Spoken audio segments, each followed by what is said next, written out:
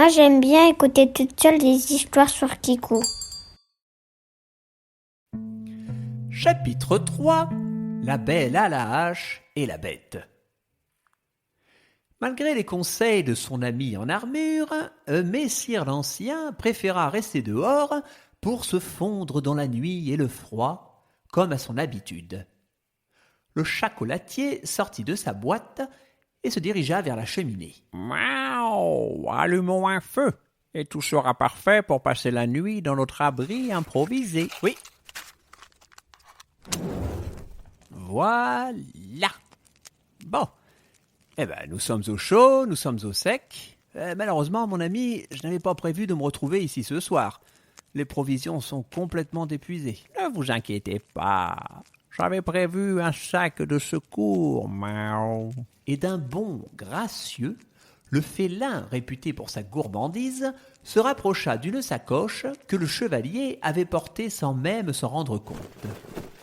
Il en sortit un gros bout de fromage, une boule de pain, des pommes de terre et quelques charcuteries fumées. Après avoir cuit les pommes de terre, il entreprit de faire fondre le fromage à la chaleur de la cheminée, puis il mélangea le tout. Miam, miam, miam. Le chevalier orange et son ami étaient affamés, et à la fin du repas, il ne resta pas une miette du contenu de la sacoche.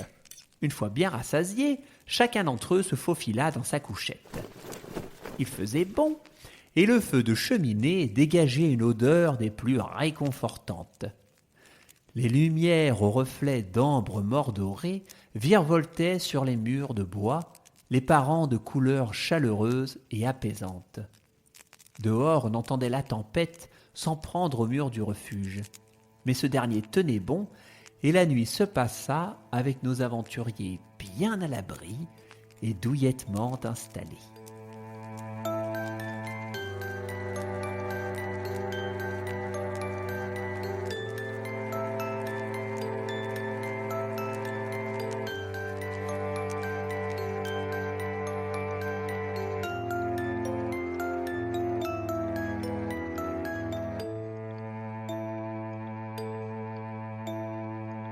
Le lendemain, la journée débuta aux aurores. Tout le monde était parfaitement reposé, et après avoir déneigé Messire l'Ancien, tout le petit groupe put reprendre la route. Le temps était beau, le ciel était bleu, et les chemins facilement praticables. Mais, curieusement, le chevalier avait une étrange impression, comme si quelqu'un les suivait. De temps à autre, il jetait un regard aux alentours pour vérifier que personne ne cherchait à leur nuire.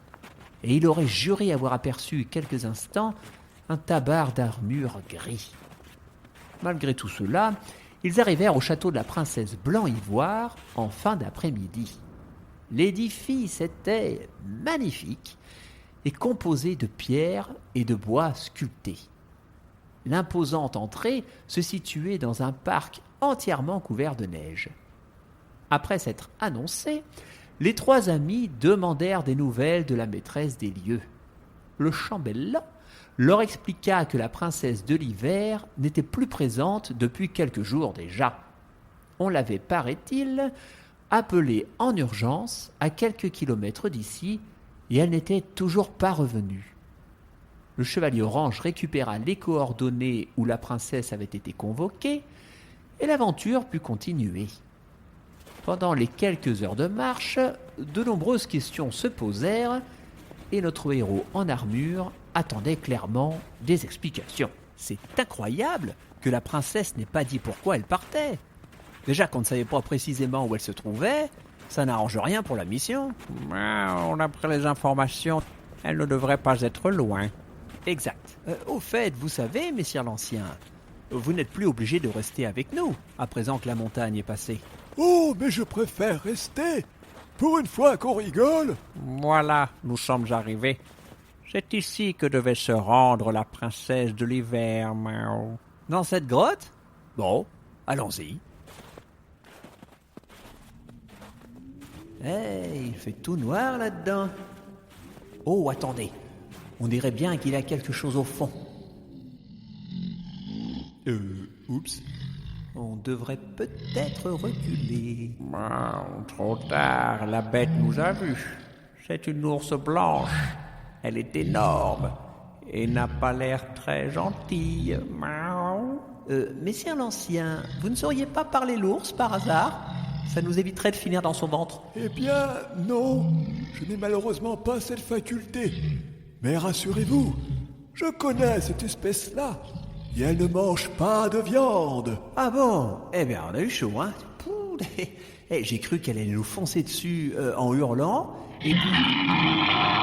Ah! Elle nous fonce dessus en hurlant! Courez!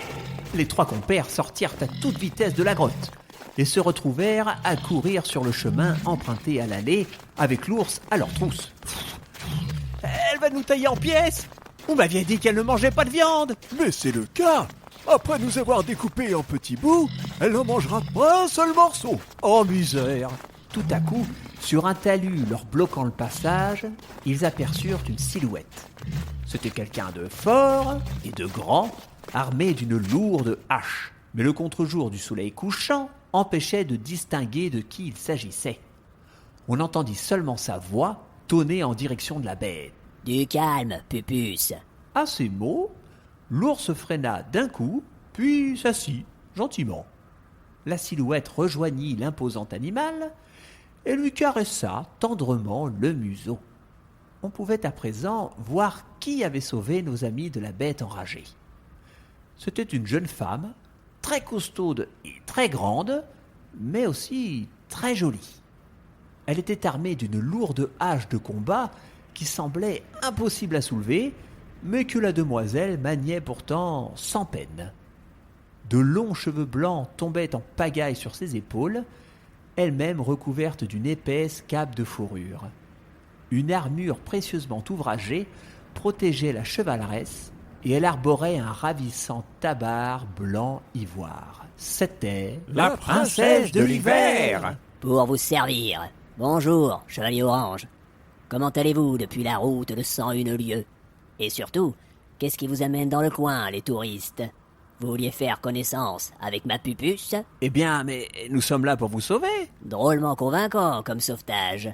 Oui, bon, nous avons quelque peu joué de malchance avec votre ours, mais nous sommes réellement venus pour vous porter secours. Qui vous a demandé une pareille chose? Mais vous, pardi, vous avez commandé de l'aide auprès de votre père pour qu'il envoie ses 35 chevaliers au royaume de l'hiver, Je n'ai jamais fait ça.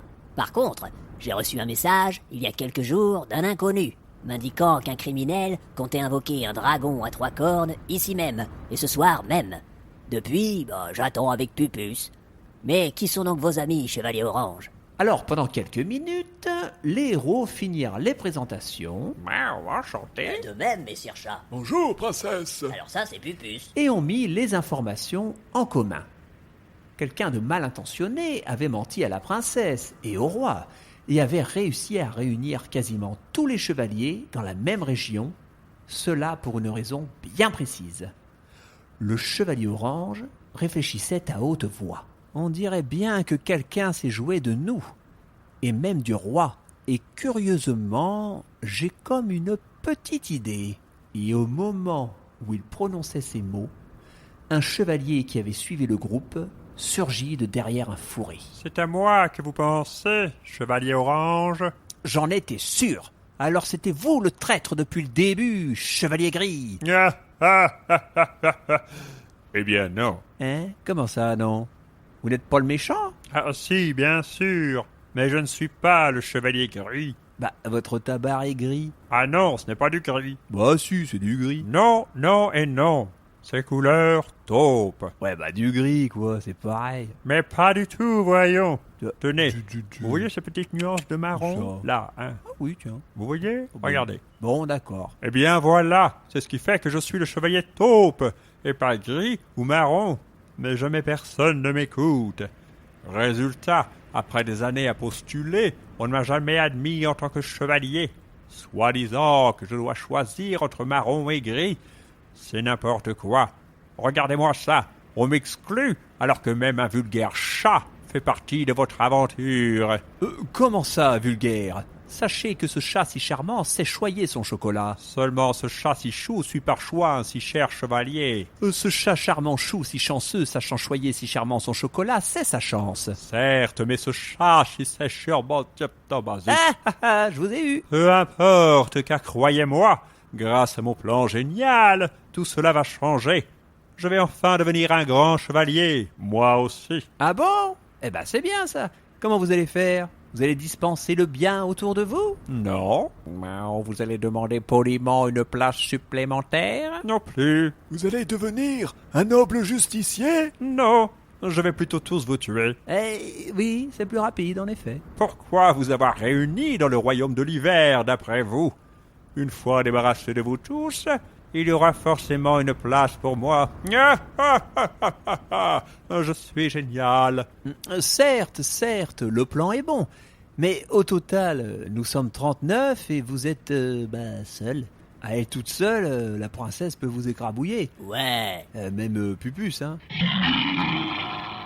Même le chat. Oui, bon, peut-être pas le chat. Mais pour qui me prenez-vous? J'ai déjà tout prévu. Parmi tous ces mensonges, la menace du criminel invoquant un dragon est bien réelle. J'ai ici un papier avec dessus une formule préparée à cet effet.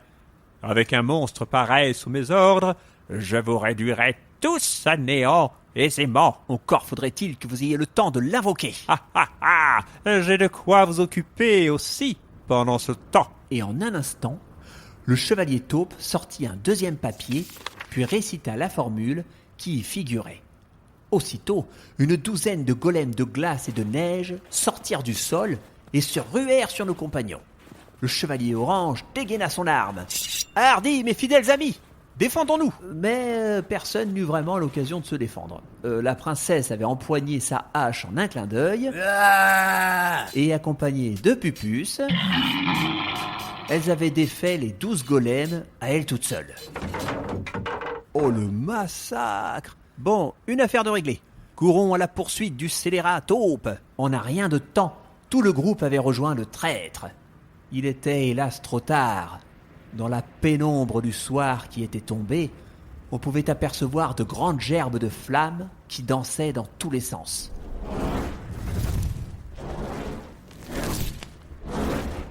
Au milieu de ce foyer infernal, une créature monstrueuse était en train d'apparaître.